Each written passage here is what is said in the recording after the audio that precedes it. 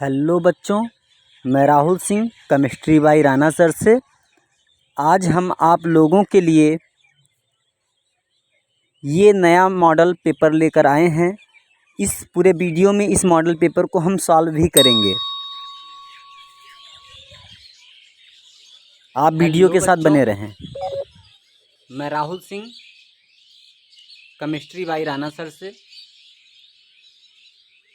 आज हम आप लोगों के लिए जीव विज्ञान का एक मॉडल पेपर लेकर आए हुए हैं, क्योंकि 4 अप्रैल को आप लोगों का बोर्ड एग्ज़ाम है। इस मॉडल पेपर को हम पूरा सॉल्व करके दिखाएंगे, और अगर आपको ये वीडियो अच्छी लगे तो आप इस चैनल को सब्सक्राइब करके लाइक करें। इस सॉल्व की पूरा पीडीएफ आपको हमारे Telegram channel chemistry by Rana sir पे उपलब्ध करा दिया जाएगा। आप वहाँ से पा सकते हैं। शुरू करते हैं। देखिए, पेपर है 3 घंटे 15 मिनट का जीव विज्ञान का पेपर है आपका। इसमें निर्देश दिए गए हैं। प्रारंभ के 15 मिनट परीक्षार्थियों को प्रश्न पत्र पढ़ने के लिए निर्धारित है। सभी प्रश्न करना अनिवार्य है। आवश्यकता अनुसार अपनी पुष्टि नामांकित रेखा चित्रों द्वारा कीजिए। सभी प्रश्नों के निर्धारित अंक उनके सम्मुख अंकित हैं। देखिए, पहला प्रश्न है बहुविकल्पी है। निम्नलिखित में से कौन सा पुष्प नर जनन अंग का प्रतिनिधित्व करता है? ये प्रश्न है, निम्नलिखित में कौन सा पुष्प नर जनन अंग का प्रतिनिधित्व करता है? आंसर है पुमंग, जायांग, गुरुबीजारुण ध्वनि और परागण। इसका सही उत्तर होगा पुमंग। अगला प्रश्न है, मनुष्य में संतान का लिंग निर्धारण होता है। ऑप्शन है माँ के लिंग गुणसूत्र से, अंडाणु के माप से, शुक्राणु के माप से, पिता के लिंग गुणसूत्र से। आप लोग जानते हैं कि चाहे पुत्र जन्म ले या पुत्री, उसमें जो क्रियाशील गुणसूत्र होते हैं वो पिता के होते हैं, तो पिता के लिंग गुणसूत्र से। अगला प्रश्न है, जेनेटिक इंजीनियरिंग का उपयोग होता है। और विकल्प है चिकित्सा में, कृषि में, इन दोनों में, किसी में नहीं। तो आपको बता दें, जेनेटिक इंजीनियरिंग का उपयोग दोनों में होता है, यानी चिकित्सा में भी होता है और कृषि में भी होता है। अगला प्रश्न है, लाइकेन जो पारिस्थितिक अनुक्रम को प्रारंभ करने में सक्षम है, वास्तव में यह सहजीवी सहचर्य है। ऑप्शन शैवाल और जीवाणु, शैवाल और कवक, जीवाणु और कवक, कवक और फंजाई। तो इसका सही उत्तर होगा शैवाल और कवक। शैवाल और कवक इसका सही उत्तर होगा। फिर हम आते हैं अति लघुत्तरी प्रश्न में। अति लघुत्तरी प्रश्न में आपको दिया है, क्लाइनफेल्टर एवं टर्नर सिंड्रोम के गुणसूत्रों की संख्या लिखिए। इसका उत्तर है, क्लाइनफेल्टर में गुणसूत्रों की संख्या 47 तथा टर्नर सिंड्रोम में 45 गुणसूत्र की संख्या होती है। उसके बाद अगला प्रश्न है आपका 2 का ख। 2 के ख में आप देख रहे हैं कि आपका प्रश्न है, नर जर्म कोशिकाएं किस विभाजन द्वारा शुक्राणुओं का निर्माण करती हैं? इसका उत्तर है नर जर्म कोशिकाएं। नर जर्म कोशिकाएं समसूत्री विभाजन द्वारा शुक्राणुओं का निर्माण करती हैं। अगला प्रश्न है ग, परागकण मात्र कोशिका के गुणसूत्रों की संख्या क्या होती है? इसका सही उत्तर है परागकण मात्र कोशिका में गुणसूत्रों की संख्या द्विगुणित कह सकते हैं या 2n होती है, 2 स्मॉल n, 2n होती है। अगला प्रश्न है दूसरे का घ, उस एंजाइम का नाम लिखिए जो डीएनए अणु के खंडों में तोड़ देता है। उस एंजाइम का नाम लिखना है जो डीएनए अणु को खंडों में तोड़ देता है। तो देखिए इसका उत्तर क्या होगा, प्रतिबंधन एंडोन्यूक्लिएज नामक एंजाइम। प्रतिबंधन एंडोन्यूक्लिएज नामक एंजाइम डीएनए अणु को खंडों में तोड़ देता है। अगला प्रश्न है दूसरे का अंगा, कार्बन डाइऑक्साइड का स्थिरीकरण करने के कारण पौधों को क्या कहते हैं?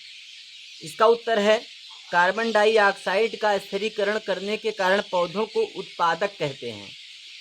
ये 2 का अंगा आपका खत्म हुआ। ये सभी प्रश्न अभी तक जितने हमने बताए हैं सभी 1-1 नंबर के हैं और आपके इस बार एग्जाम में आने की पूरी संभावना है। इसी के साथ हम आगे बढ़ते हैं प्रश्नोत्तर नंबर 3 में। प्रश्नोत्तर नंबर 3 में आप देख रहे हैं कि लघु उत्तरीय प्रश्न है और हर प्रश्न 2 नंबर का है। तो प्रश्न नंबर 3 का क आप देखेंगे, प्रश्न नंबर 3 के क में प्रश्न है आपका, पक्षियों में लिंग निर्धारण को स्पष्ट कीजिए। तो आप देख रहे हैं आपके सामने एक प्रश्न है, पक्षियों का लिंग निर्धारण कैसे होता है। आप लोगों को इसकी पीडीएफ दे दी जाएगी, आप इसको ढंग से पढ़ लेंगे। आप देख रहे हैं थोड़ा बड़ा है, इसको हम पढ़ नहीं रहे हैं, आपको पीडीएफ दे दिया जाएगा, आप पीडीएफ के माध्यम से इसको कर लेंगे, ठीक है।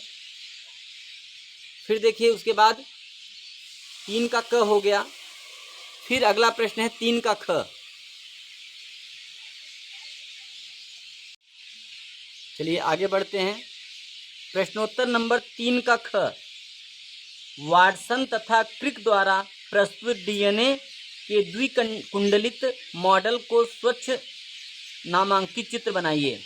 आप देख रहे हैं ये आपका वाटसन और क्रिक के द्वारा डीएनए का मॉडल दिया गया था। ये डायग्राम आपको बनाना पड़ेगा। तीसरे का ग, प्रश्नोत्तर नंबर 3 का ग देखते हैं। प्रश्नोत्तर नंबर 3 के ग में प्रश्न है, प्रतिरक्षा क्या है? तो आपके सामने उत्तर है, हमारे शरीर में रोग जनकों से लड़ने की शक्ति होती है, उसे प्रतिरक्षा कहते हैं। जैसे जिन व्यक्तियों में एक बार चेचक का संक्रमण हो जाता है, उसे चेचक का संक्रमण पुनः जीवन भर नहीं होता। इसका कारण यह है कि एक बार संक्रमित मनुष्य के शरीर में चेचक का विषाणु के प्रति प्रतिरोध क्षमता उत्पन्न करता है, जो असंक्रमित व्यक्ति के रुधिर में नहीं रहता। अगला प्रश्न 3 का घ, आर्किड पौधा आम के पेड़ की शाखा पर उग रहा है। आर्किड और आम के पेड़ के बीच पारस्परिक क्रिया को स्पष्ट कीजिए। देखिए इसका उत्तर क्या है,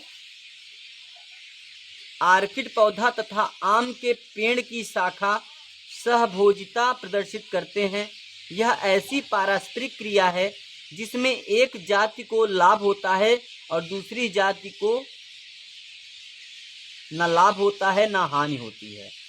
आम की शाखा पर अधिपादप के रूप में उगने वाले आर्किड को लाभ होता है, जबकि आम के पेड़ को उससे कोई लाभ नहीं होता। ये प्रश्नोत्तर नंबर 3 का घ था।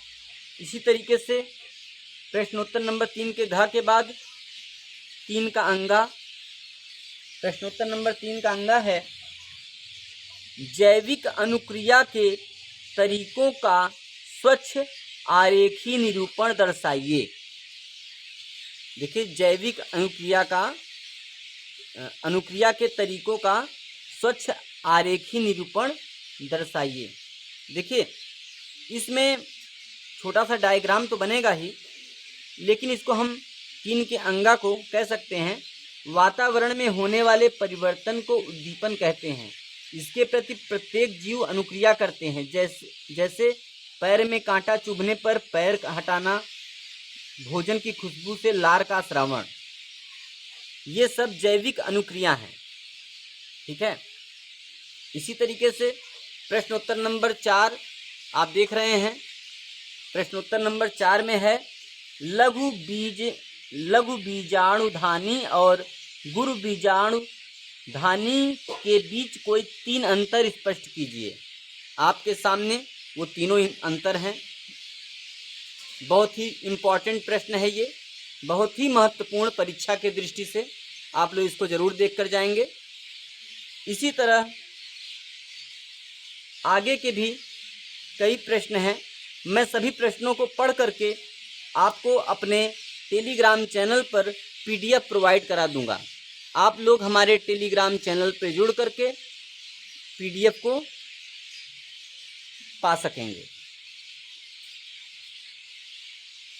अगला प्रश्न है, हमारे समाज में लड़कियां पैदा होने पर दोष केवल महिलाओं को दिया जाता है, बताएं कि यह क्यों सही नहीं है। तो आप सभी जानते हैं कि हमारे समाज में जो लड़कियां पैदा होती हैं, महिलाओं का उसमें कोई दोष नहीं होता, क्योंकि महिलाओं के गुणसूत्र XX ही होते हैं, पुरुष के अंतिम गुणसूत्र X और Y होते हैं। तो हर तरह से संतान में पुत्र हो या पुत्री, पुरुष ही उत्तरदायी होता है। इस मॉडल पेपर को आपने प्रारंभ में ही देख लिया था। इसके पूरे विस्तृत उत्तरी प्रश्न पढ़कर बताने पर वीडियो बहुत ही लंबा हो जाएगा, और इसलिए हम आपको सभी उत्तर इस वीडियो में प्रोवाइड करा देंगे। आप उसको एक बार ज़रूर देख लेंगे। हम आशा करते हैं कि आपको इस वीडियो से आने वाली बोर्ड परीक्षा में बहुत ही लाभ मिलेगा और आप अच्छे अंक प्राप्त करेंगे।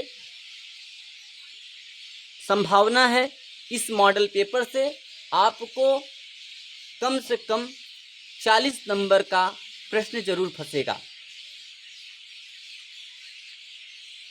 आप वीडियो के साथ बने रहेंगे और आपको आगे के जितने भी क्वेश्चन हैं वो सभी मैं वीडियो के माध्यम से इसी वीडियो में प्रोवाइड करा दूंगा।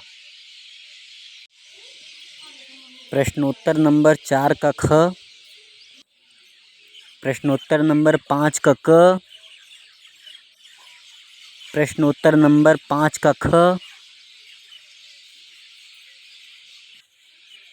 प्रश्नोत्तर नंबर 6 का ख, प्रश्नोत्तर नंबर 6 का ग,